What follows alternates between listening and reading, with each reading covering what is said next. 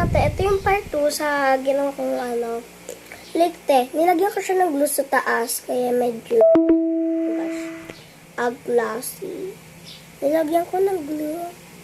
Kaya maganda siya pag na-pierce yung effect na parang hard. Kasi nilagyan ko ng glue. Ayan, nakikita nyo naman. Kasi spread lang. Kaya, para make sure na walang matatanggal siya. Parang nakadikit talaga siya.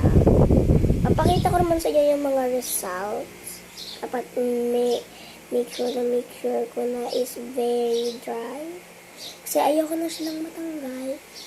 So, ilalagay ko siya out for the sun muna. Kaya, para maghanap tayo. So, yan. Nalagay natin siya sa sunny spot. So, yan. Di na masyado mas sunny kasi. Sige. Ayan siya. Tatago natin. Medyo kunti. Ayan.